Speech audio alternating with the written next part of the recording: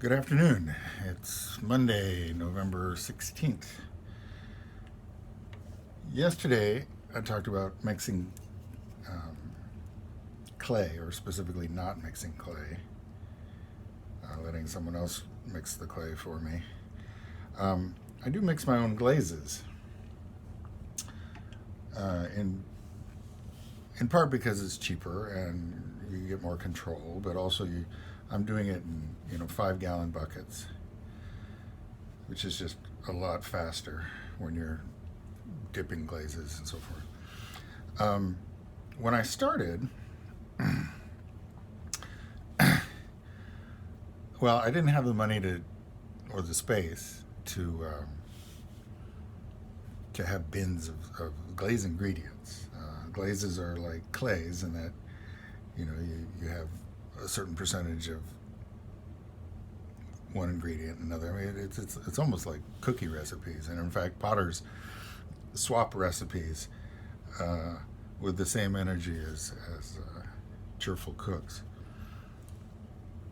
But when I started, if I was making up a glaze, I was making up just exactly that much stuff. And so I would go to Brockers. Luckily, I live in a town where we have a clay supply place. And they would cheerfully sell me 3 pounds of this and 4 pounds of that. And they were very sweet about it. It's sweet, I mean, they knew I was trying to be a potter. And there I was, with practically paying for things with pennies and quarters and so forth. I mean, it wasn't quite that bad, but they knew I was small scale and that it was probably not the same as being very successful.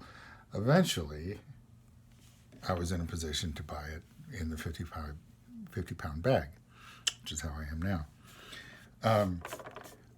But hearkening back to that period, when I was teaching at William Jewell, I did a